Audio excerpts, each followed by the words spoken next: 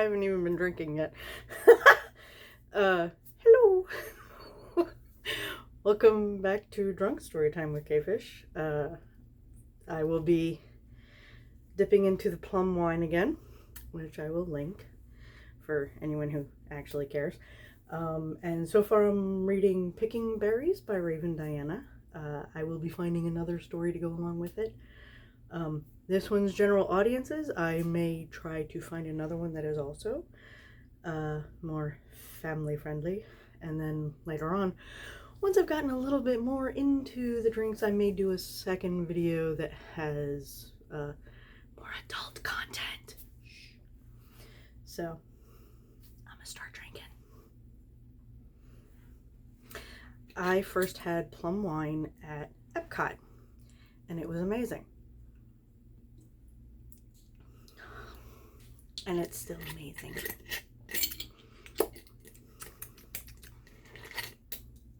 I'll be back. It's all gone. And it was delicious. So, that was it, like there. It's been about half hour.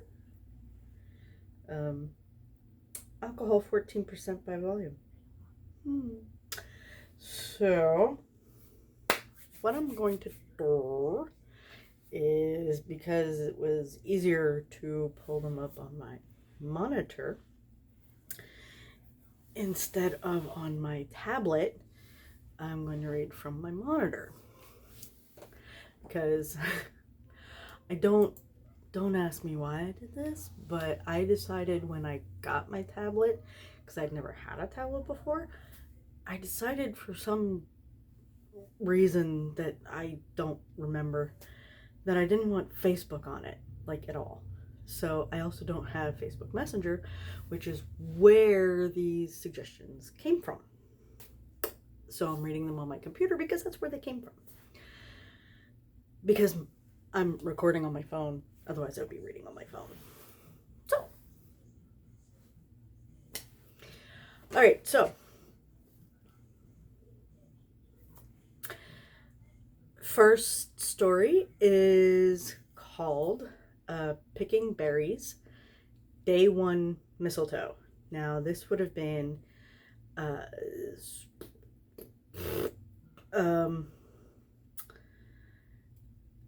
if I remember, by Raven Diana. If I remember right, this was for the 31 days of Christmas, probably.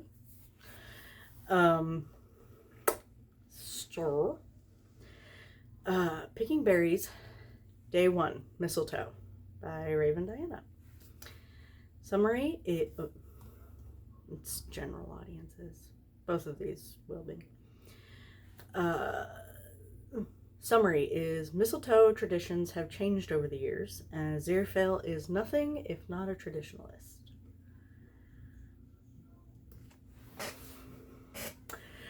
Crowley was walking down the street with Aziraphale's arm tucked into his own.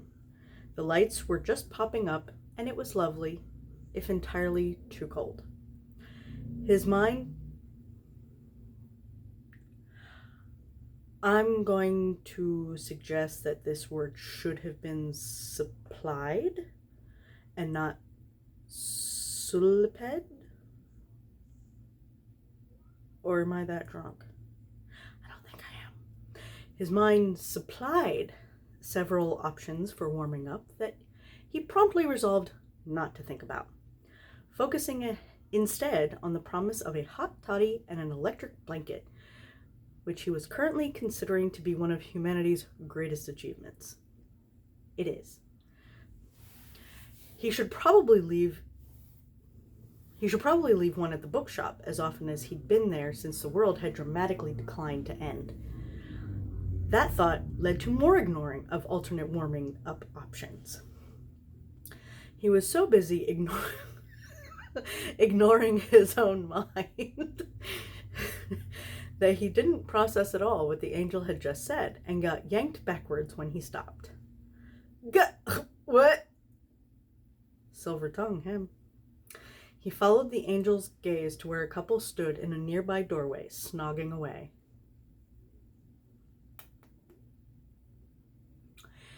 I said, they don't even pull off the berries anymore, Aziraphale repeated, having learned over the years to properly translate the various sounds Crowley often used in place of words.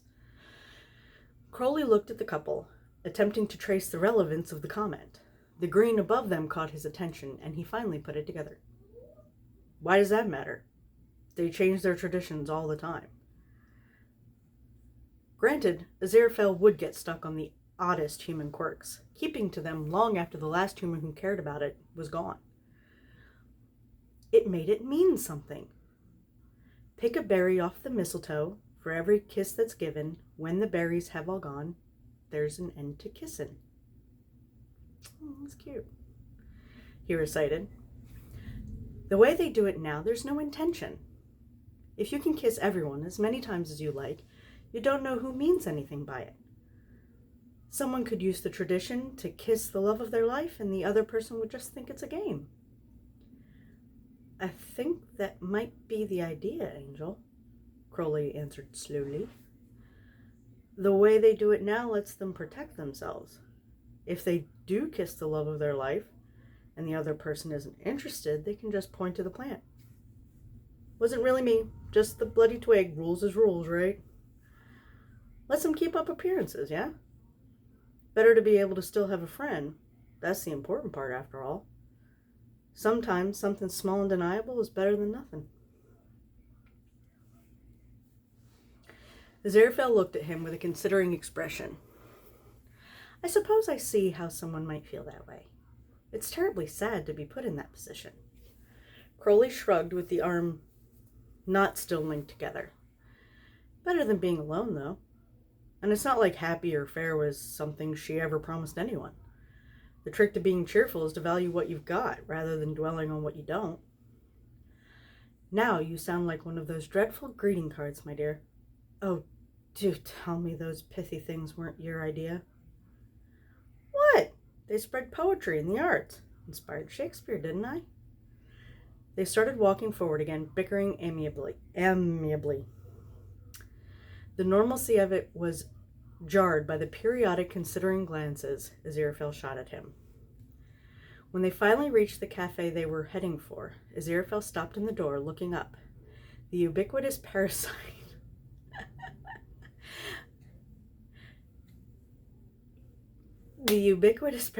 hung here as well. He looked at Crowley straight in the eye and reached up, plucking white one.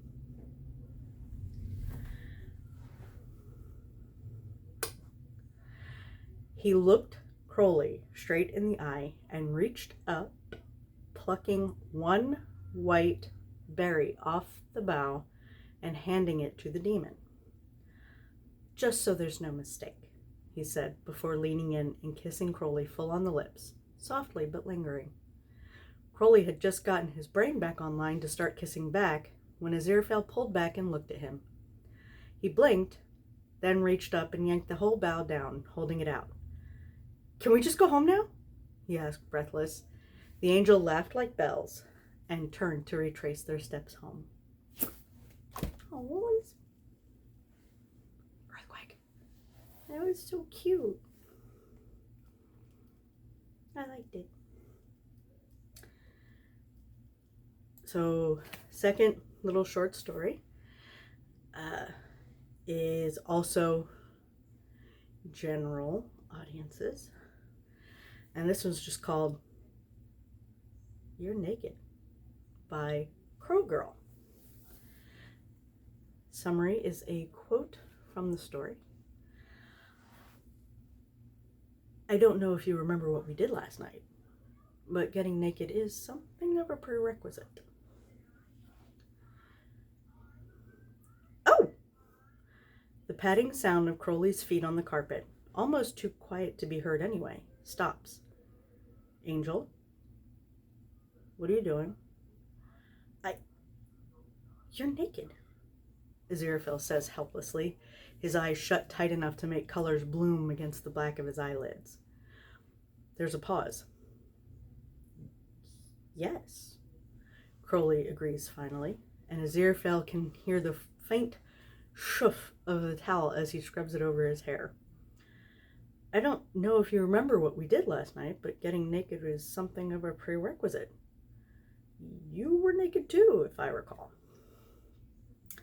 Aziraphale can feel his cheeks heating up and makes himself open his eyes. Crowley is standing just about halfway between the foot of the bed and the bathroom door, a damp towel slung over one shoulder, still entirely, beautifully, gorgeously naked. Aziraphale swallows hard and fixes his gaze on Crowley's collarbone. Well, yes, but that was rather the point then. Usually the point of bathing is getting naked too, Crowley points out reasonably. Otherwise, it's just doing complicated laundry. Love that. Aziraphale scoffs before he can help it. He would never have scoffed like that. Sorry. You and I both know you've never troubled yourself much with laundry, complicated or otherwise.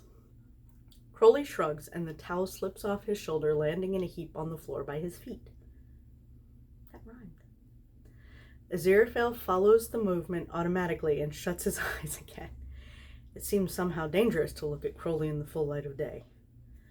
Crowley's silent for a long minute. I didn't know you were this squeamish about skin. I'm not, Aziraphale snaps, putting out one hand to steady himself on the bed. Then why are you standing there with your eyes shut, impersonating a stoplight?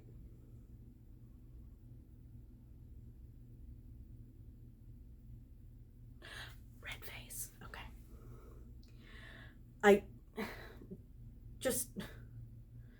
Aziraphale swallows and opens his eyes again. Crowley's standing perhaps a step or two closer than he had been. Golden eyes slightly narrowed, expression carefully non-committal. You're naked, Aziraphale says again, a little weakly.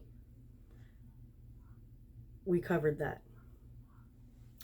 Crowley glances down at himself. Aziraphale can see him biting the inside of his cheek. Then one hand goes up to brush the scattering of scales over his collarbone, and the skin fades into smoothness. Oh, no, it isn't that. Aziraphale catches Crowley's hand and squeezes it tight. You know I've never cared about that. Not caring about it and looking at it are two different ideas, Crowley points out.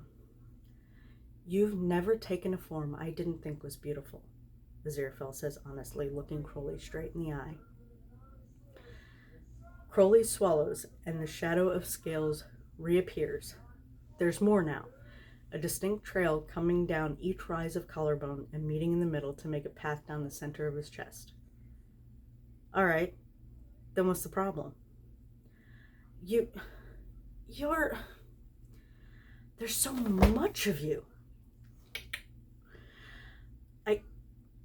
I just never thought about being able to look at you. Aziraphale tries again, reaching out to smooth his palm over the shining skin of Crowley's sternum. It's a fascinating sensation.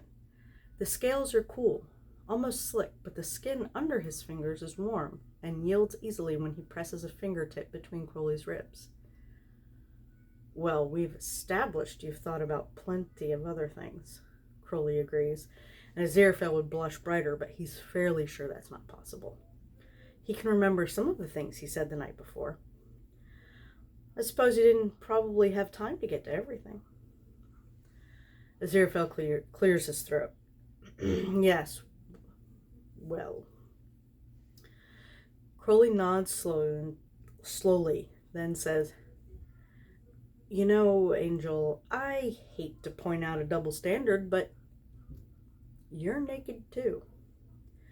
Aziraphale blinks and glances down at himself. He had, quite honestly, forgotten. His own nudity seems inconsequential beside Crowley's. There's so much of Crowley. He fills space, claims attention, leaves no room for anything else. although Aziraphale is aware that this may be a problem unique to himself. Oh, yes. Oh, yes. Crowley Crowley mimics him with raised eyebrows. You hadn't noticed? Well, I can't see myself, Aziraphale points out as Crowley steps in closer so their chests almost brush whenever either takes a breath.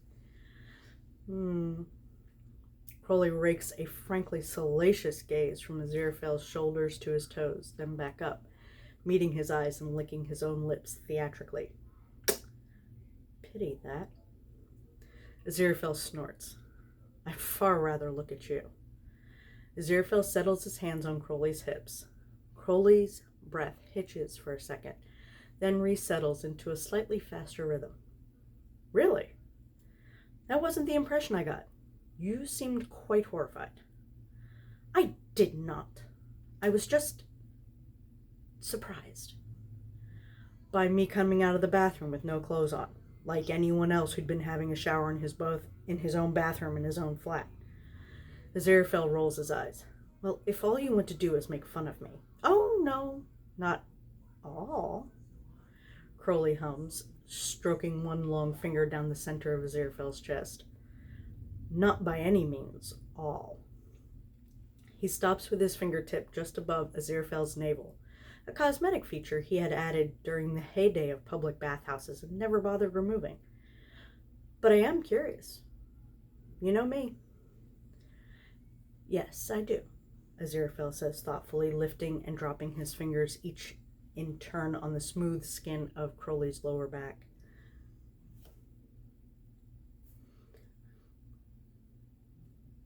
Crowley shivers but doesn't move away. I suppose I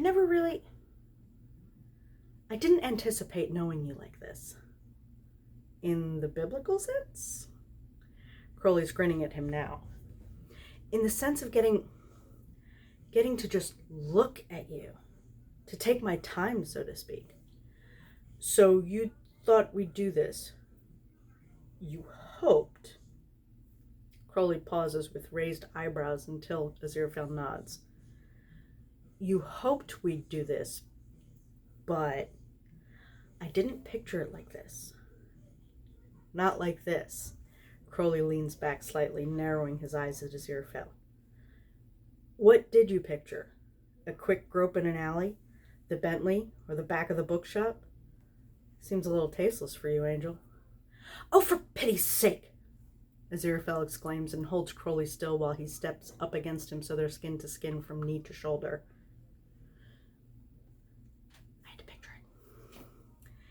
I imagined us together in more or less any configuration you could think of, because 6,000 years comes to seem like a very long time, and it turns out that my imagination was entirely inadequate in picturing how bloody gorgeous you are, you stupid snake. There's a moment of silence, and Crowley blinks at him slowly. So, was that supposed to be a compliment? Or... Aziraphale makes an inarticulate noise that combines annoyance with affection, spins Crowley around to topple him onto the bed, and follows, pinning a laughing Crowley down with his arms and legs, and starting very slowly to kiss his way along every long-beloved, newly seen inch of Crowley's skin.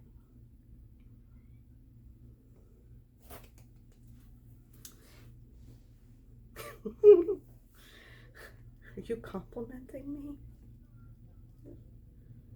I'm beautiful but stupid. Yeah, kind of both of them are sometimes. Anyway, so 2 drunk stories. I think I need to have some more to drink. 2 drunk stories. Thank you for joining me. I'm gonna post these, and I think I'll be back to do another one here very quick. I guess we'll find out.